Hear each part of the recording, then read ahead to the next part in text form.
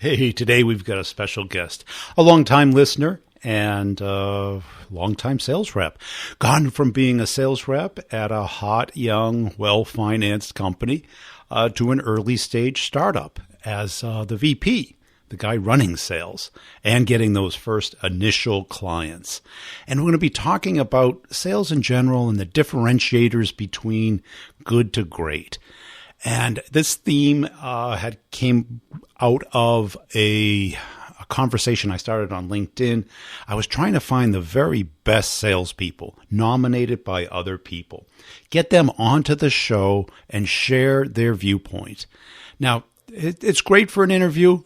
This is fun to hear individual opinions, differentiators, style, performance, because style is a performance. And too often we're looking for just the silver bullet, just the secret approach. There are no secrets. The only thing that can be close to a secret is how you do it. Everything's been written about, but it's how you do it. What level of detail are you going to? Are you really dissecting it and understanding the nuances of it?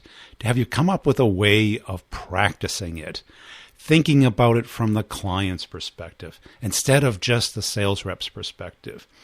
Now, this rep I've known, he was on the show probably 3-4 years ago. So I've seen his career progress, and he's done it insanely well. But what you'll notice is that he's not your classic sales rep. And pretty much that's been the consistent thing, is that very few, only the really self-nominated ones, appear as the classic chest-pounding salesperson that you see on YouTube and advertised, and the kind of the killer mentality instead of the caring, the connector, the person who can help you and help other people. Because in the complex sale, you have to build a relationship. Now, people either turn that into too fluffy of a thing or doesn't matter at all. Well, you talk to somebody for one of three reasons. You need something, or you like talking to them, or you have to. And what we do today is the need is easy. They call us, or they're responsive to our call. They need something. The other one is they have to. This is what your managers are probably telling you to do. Pound the phones. They have to talk to you because they were dumb enough to pick up, dumb enough to open your email, dumb enough to commit to a demo that they really weren't interested in. The real reason we want people to talk to us is because they want to, that they feel like they're going to get something out of it. More than just entertaining and talking about fishing and sports, although that can work, but that you know something, that you care enough, that even if it's just in them, even if you bring nothing to the table but asking great questions to get them to open up. These are the things that make great salespeople great. So we're going to get into the interview. Make sure you're checking out my friends over at Pipedrive. Get it 60 days free with the Brutal Truth coupon code. It's all in the show notes. Make sure you're looking in the show notes. All kinds of gifts in there that you may not have noticed. If you don't know how to read the show notes, go on YouTube. They'll show you how, depending on the player and the phone you have. Also, video emails, co-video, check them out. Great content, great product, and video email is one of the game changers this year. So check them out, and I'll sum up where we are with the courses at the end of the show. Here we go. Hey, Ryan, welcome back on the show. As a way of giving everybody an update, what's new? Not much. Just started my day with a chocolate croissant. Yeah. That's what's new. But yeah, a lot new for me, especially on the professional front, and excited to be here. Thanks for having me. What was the impetus to switch companies and roles? Yeah. So I just left after 5 years at G2.com. And I think the real impetus was the need to get back to building something. I joined G2 at the seed stage, and they offered me so much from learning and growing, promotions, The company grew incredibly, and that was a great journey. But what I enjoyed most was the early days, the grinding, being the underdog, having to get really creative. That's what I feel like I'm very good at. So wanted to build a company again and left to join TryNow. And what do they do? TryNow is software for direct-to-consumer brands, and it helps them automate try before you buy programs. Cool. And who do you sell to? Who within the companies? What percent? Yeah, we sell to, a lot of these direct-to-consumer brands, they could be doing 100 million in revenue and only have 100 people. So we're selling to the top. We're selling to CEOs. We're selling to CMOs. But marketing and e-commerce managers are really the folks that get this the most. Cool. And are you building out a team now, I take it? Yes, I am. So I joined as the first sales hire, the VP of sales. I just helped us get our first 30 customers. And now we're bringing on SDRs, we're bringing on AEs, and we're going to scale a sales team. And what's that like? I'm sure the market must be a little tight. Yeah, it's really tight. Is that a genius observation or what?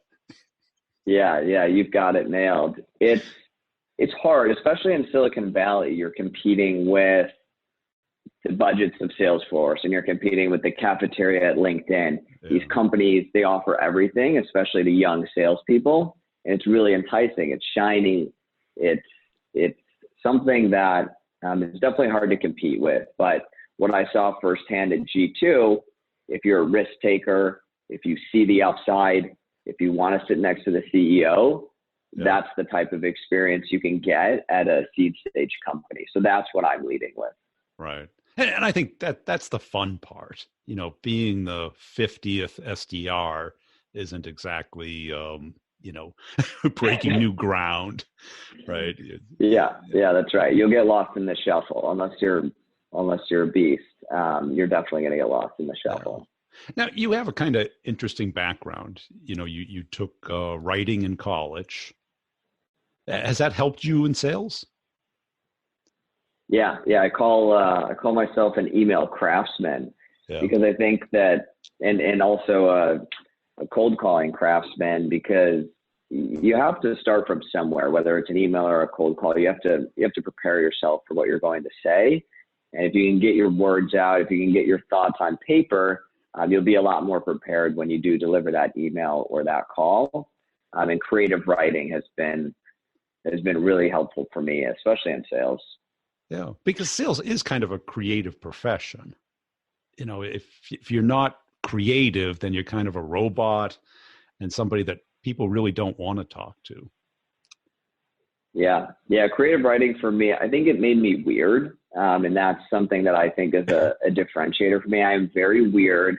I get on the phone, I tell people what I had for breakfast. Of course, I'm really professional when I need to be.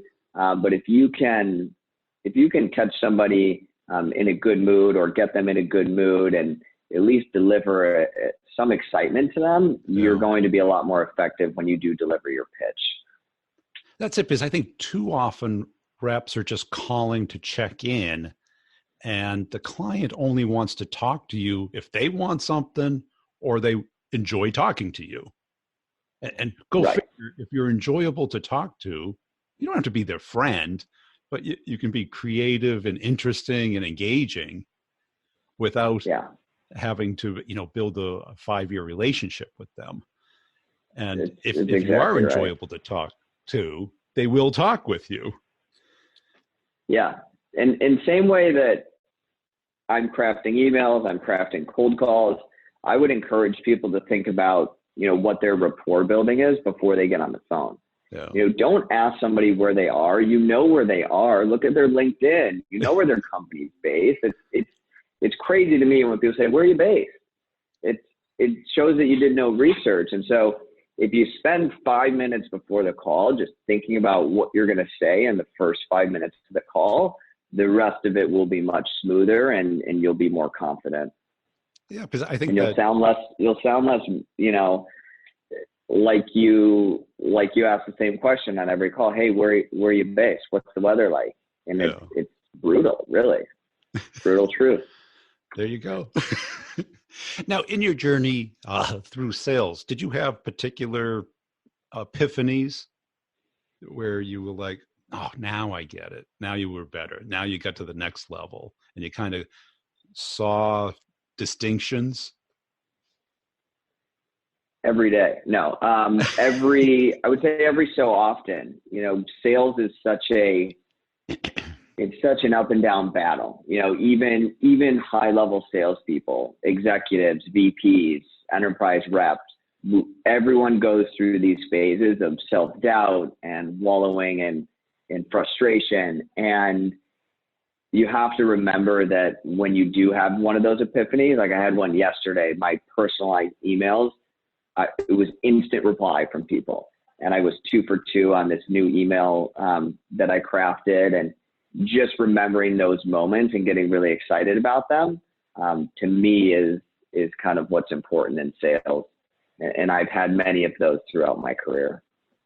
Yeah, because I still have them, and it might not be life shattering, but it's like all of a sudden the lights start going on and things start to make sense. You're pulling apart the onion and you're getting to the core of really what is a great salesperson and why are they different and how do you put words to why they're different instead of, oh, they're lucky or charming or whatever, hardworking. I mean, you can't do much with that, right? Yeah.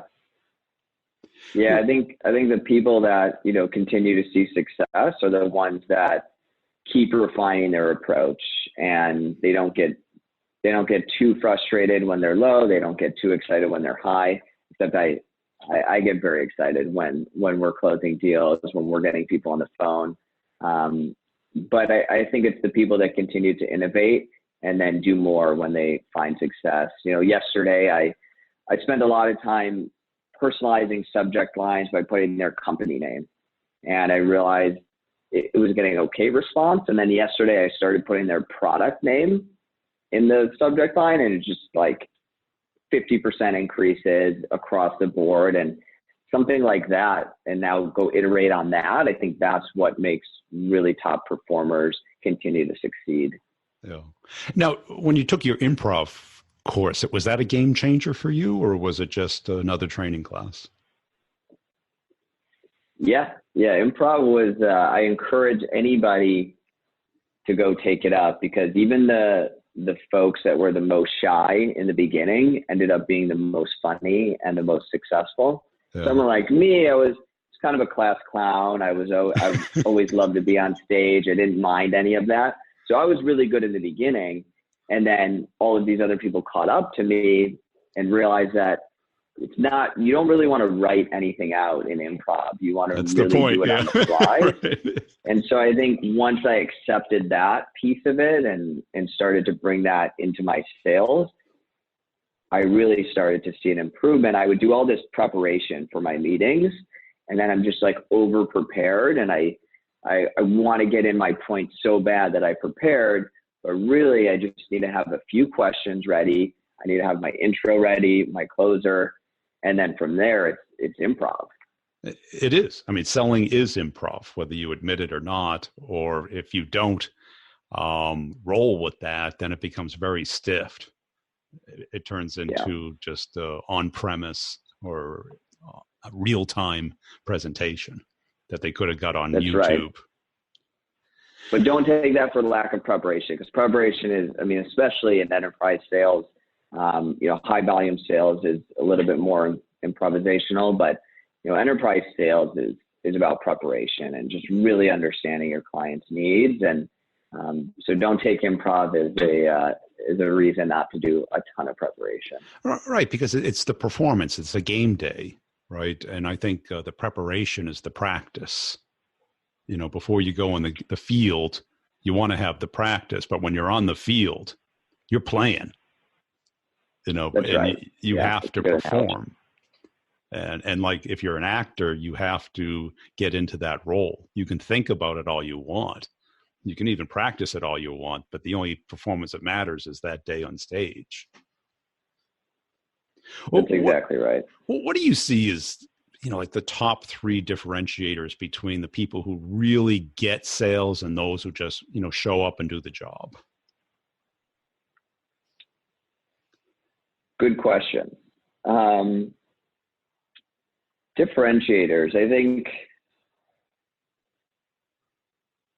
let me think about that.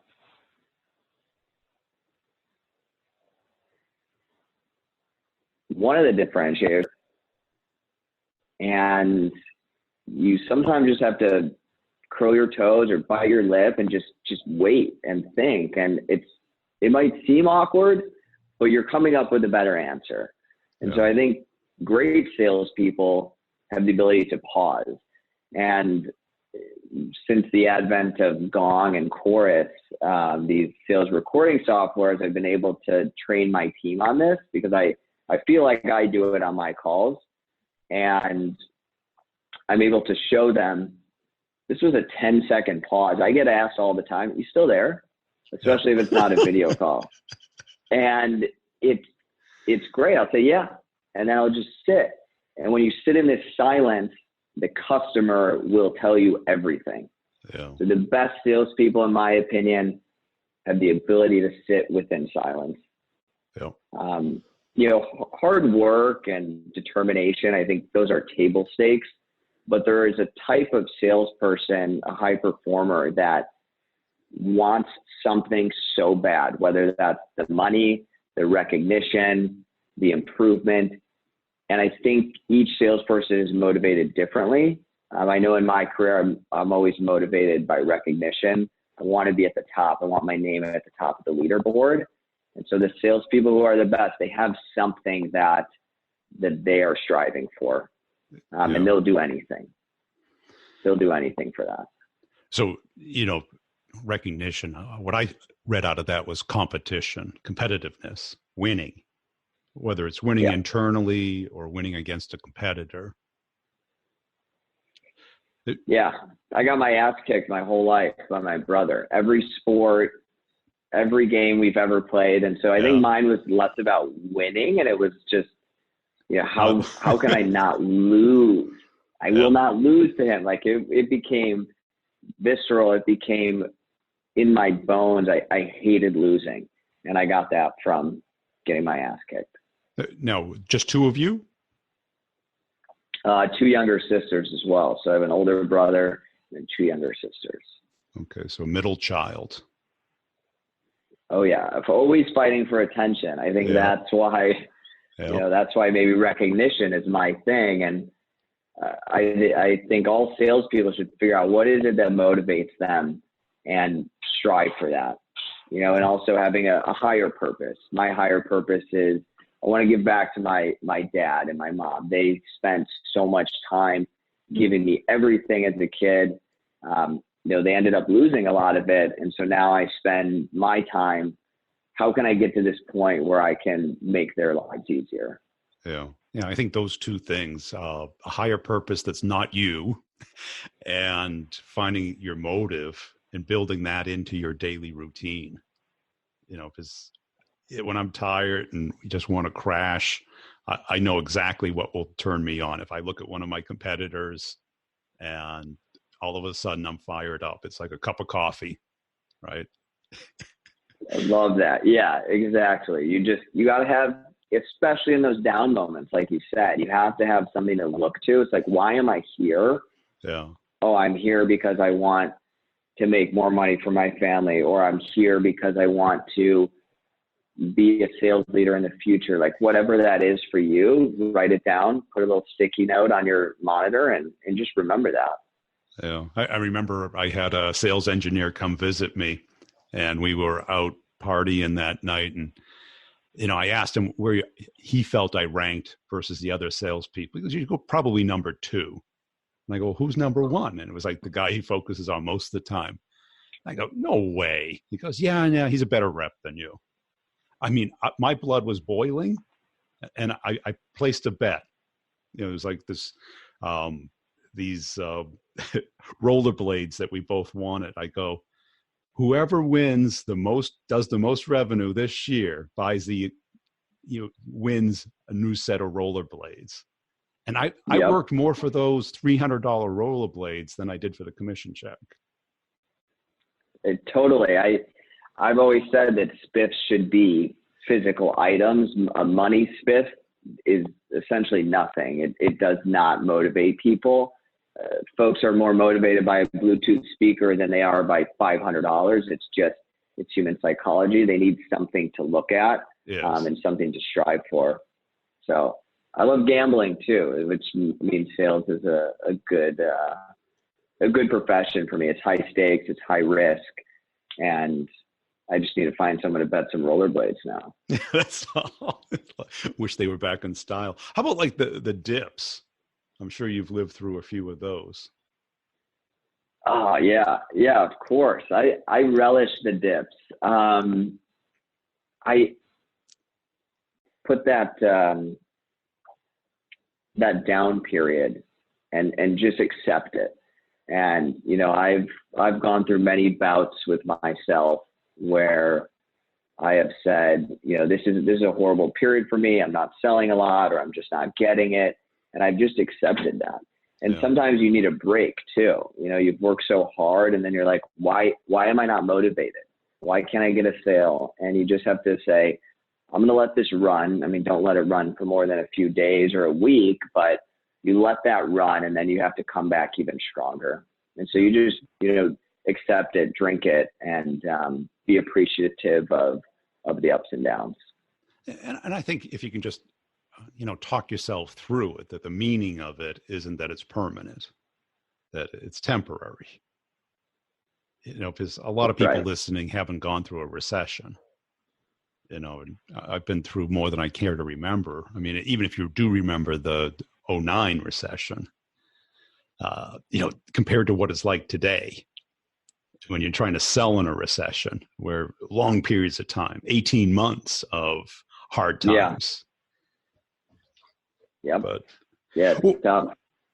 Now that you're hiring a lot of reps, I don't know how many you hired back at G2, but what do you look for?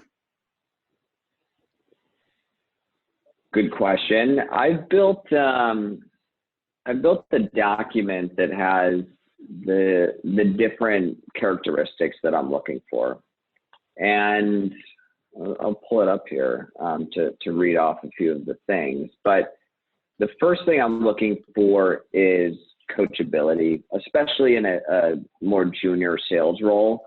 Someone who's an SDR, or they've been an SDR for a couple of years, junior AE, whatever it is. I'm looking for somebody that will try, and then when I give them feedback, they'll try again and they'll do it differently. And so I role play on first interviews all the time. I'll ask them to pitch me. I'll say, hey, what do you think you did well? What could you do better?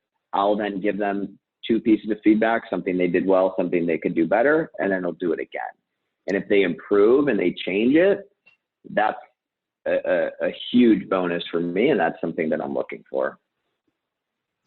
How about as far as background, either education, sports, music, any particular correlations that you find effective? LinkedIn, to me, says a lot about somebody. Yeah. I spent a lot of my early days as a rep treating my LinkedIn like a living resume. And if somebody's putting content on there, they're posting, they show their extracurriculars, that means they care, and that means they care enough to work hard in a sales role. Especially when you don't have a ton of experience, fill that with your volunteer work, fill that with your sports, fill that with what you studied in school. Because when it's blank and there's nothing on there, that means that you're not ready for the modern sales life, which is really a LinkedIn life. Yeah. And I'm always surprised because even when I was trying to get this list together of, I was eliciting people who felt they knew a great salesperson. Surprisingly, about 30% of them weren't active on LinkedIn. Now, it could be industries, right? Certain industries, it's not there yet, or their market isn't there. But I think there are, certain reps who the phone is my thing, in person's my thing. Email's my thing. And if your market's that way, that's great. But if your market's not that way, you're kind of late to the game. And I think a lot of people, I saw this happen, because in the 90s, the phone, you just cooked on the phone, right? And then all of a sudden in 2000s came, if you could do email, but back then the problem was finding email addresses, because, the internet was in the early stages. And, your email address was like your phone number, you couldn't find it. So you had to like guess and things like that. You could just cook. I could get a whole week booked in 4 hours. But then, around this past decade, LinkedIn, I just cook, right? Yep. If you're good on LinkedIn and your market's on LinkedIn, and you are just booked solid. Yeah, you need to adapt to what your audience or where your audience is spending a lot of their time. Yeah. If you have a great list of cell phone numbers, hit the phones. But if digitally your customers are spending a lot of time on LinkedIn, you have to be on LinkedIn. I'm selling to direct to consumer brands. These folks are a lot more social on Twitter and Instagram than they are on LinkedIn. And that's never been a place. I'm okay on Twitter. I know I use Instagram, but I've never prospected on it. I've never spent time building a professional brand there. So I'm trying to adapt now. And I think that's super key as a salesperson, as a sales leader, to adapt to where your audience is. Yeah. And even if you just use it as a research tool, to build your target list and prioritize your target list and find out what they're talking about and what they care about, and and build that into a conversation instead of a pitch. Absolutely. What challenges are you running into in building out your team other than finding good people? In terms of building out the team, I would say, finding people is tough. Finding people with limited resources. So we've really taken a conscious effort to self-source and not use recruiters. Yeah. We tried to use a couple of recruiters. We tried to outsource. I was burned by both. The recruiting thing, I think we can fine tune, but outsourcing, we tried to outsource a BDR team to a company that promised us the world. And I said, if everything you're telling me right now is true, we're all going to be really well off. And your business, you should be a unicorn, because you're telling me we're going to go from X to Y within a year. And I was super excited about it, but they were not prepared. I didn't think they could do a better job than we were already doing as one person. And we fired them within a week. So The challenge has just been fine tuning how we're going to scale this thing. We need somebody to come in here. We need the hungriest person in San Francisco Bay Area to come in here and start working with us. Cool. And finding that person is super tough. It is. Are you open to remote people not in San Francisco? Is that? We're open to it. The cost. The other really difficult thing we're running into is the cost for an SDR in San Francisco. You could have 2 SDRs in Chicago and two in Denver, 2 in Salt Lake City. Like, the cost for the level of talent is shocking. Yeah. And it's because these enterprise software companies are paying for it. Yeah. Cool. How about, so we're open to it. It's not the most ideal situation for us. We want to build a high powered team here. And I think for competition, for culture, we need people here in San Francisco. Yeah. Now, was there ever something in your career that you were stubborn about, that when you just let it go, either a belief or a skill or a mindset or a viewpoint on either how to sell, or, because I've had a lot of those. Another good question. You still there? Yeah, I'm here. I think when I stopped doubting myself, or at least when I shorten the doubt cycle, like if you have a bad call, or salespeople, I think are very self-critical, and because it's a show, it's all public. It's happening live. It's now being recorded. Right. You're in front of a lot of people. You could be with your CEO. You could be with your VP. It's high pressure. And so after a meeting, we're often saying to ourselves, damn, like I could have done way better. I could have done this differently. And when I decided that after a meeting, I'm going to do what I call feedback. Yeah. And the person that you're with, you say, hey, this is one thing I think I did well, just one. And this is one thing I think I could do better. Yeah. And then they do the same for you. And when you shorten the cycle of doubt and you just do a little bit of feedback, you really start to improve, and you spend less time considering other options or doubting yourself, which is detrimental. Yeah, that's it. I think one of the pivot points in my career was I just owned it. I assumed it was my fault if anything went wrong. Not to beat myself up, but to get myself thinking about how I could do it better. You know, and keeping track of that in a notebook, and then having a system before each meeting going through the things I typically would do wrong or suboptimally, right? And then boil it down to like 3 that I could write down so that when I was in the meeting, I'd think about them. And that coachability and learning cycle, the tighter you keep that. And the B reps, I always say, oh, they don't prepare, they don't reflect, they assume it's anything but them. And it's like, how do you get better? I love what you said about owning it. Yeah.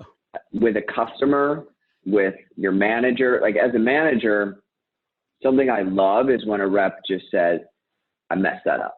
Right. I made a mistake. I forgot to email that person. I didn't do my follow-up. I didn't log that call. My bad. I'll do it the next time.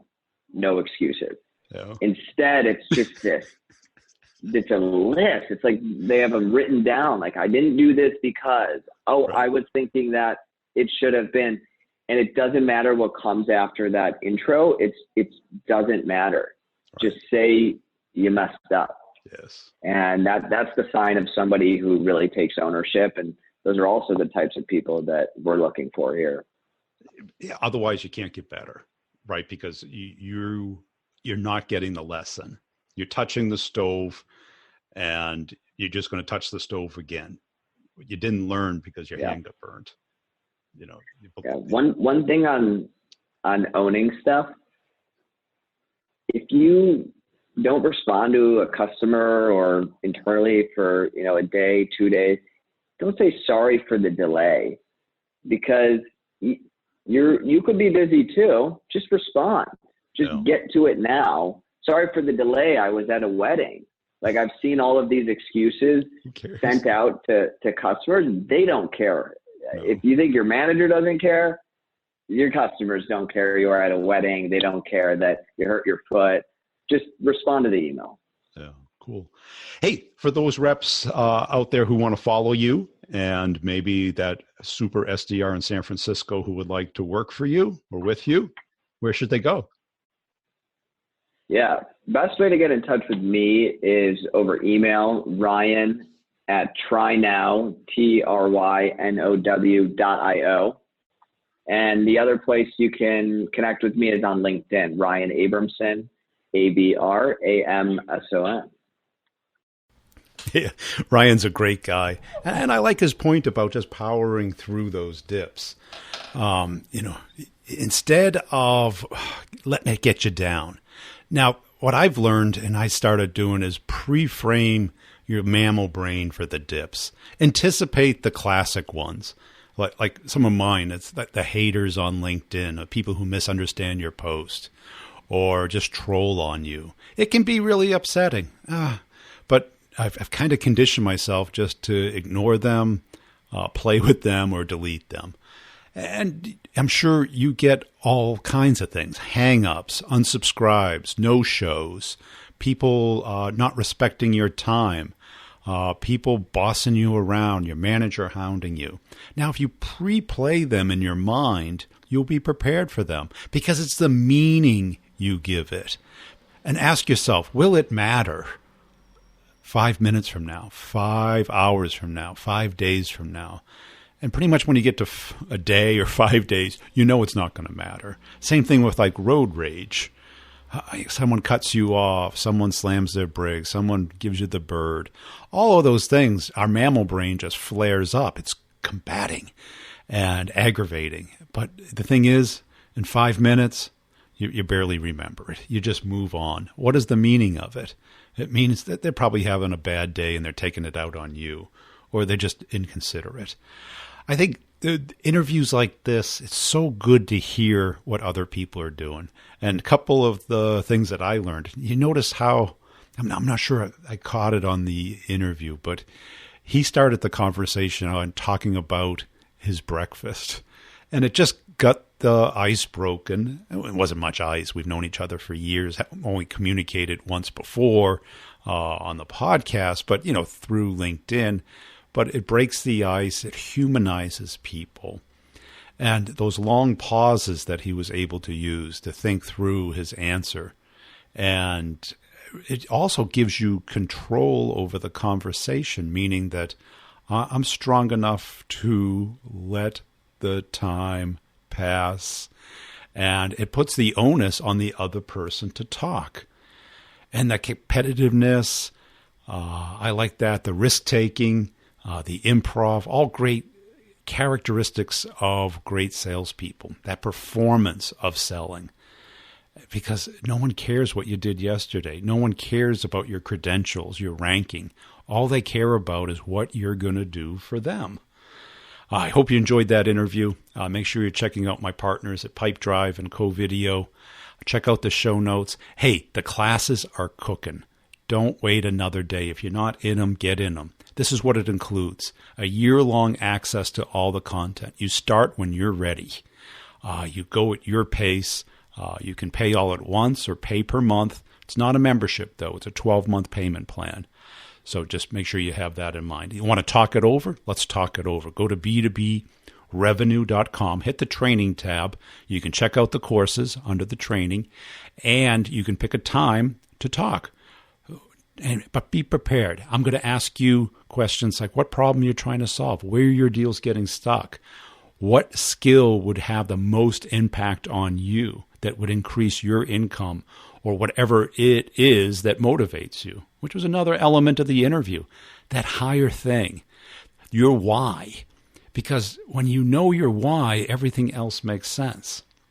I got back into running, and all I have to do is bring up my why, because guess what? About a mile into it, your body starts to say, you know what?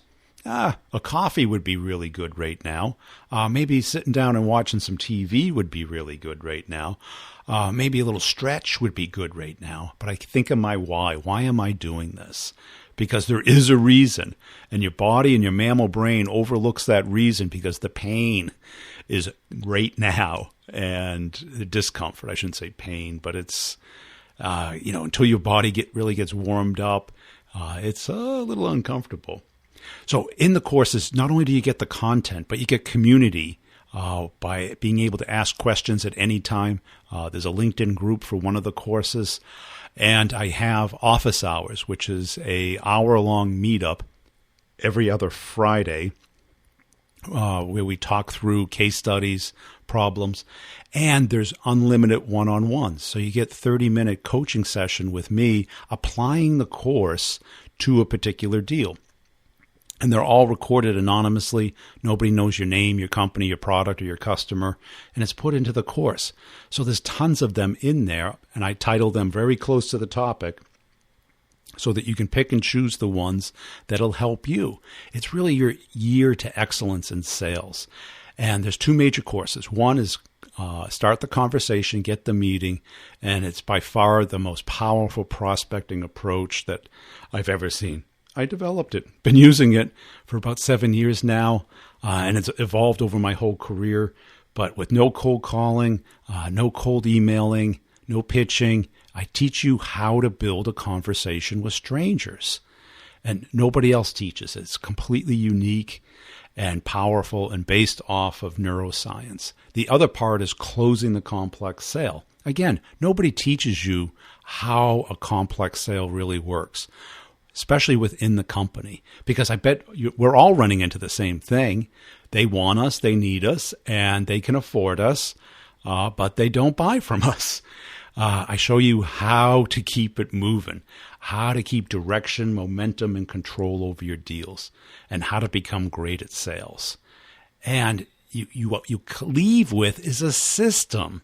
You're no longer just tips and tricks. You leave with a system that you can apply to selling anything in the B2B world.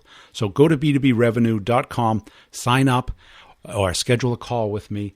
Make sure you're also checking out my YouTube channel, Maverick Method on YouTube. I put all the podcasts up there as well as the funny videos. All the comedy and parodies are up there, as well as follow the company LinkedIn page, the Brutal Truth About Sales and Selling podcast page on LinkedIn. I post everything there. I'm running out of connections, so just follow me on LinkedIn. Check out the other two podcasts. Sales Questions, Brutally Honest Answers, and B2B Revenue. This week, I had the guy who wrote the Bezos letters, and we talk about Amazon and how Amazon is led dramatically different than any other company. Great interview. Watch it on YouTube or on iTunes. B2B Revenue. We'll see you next time.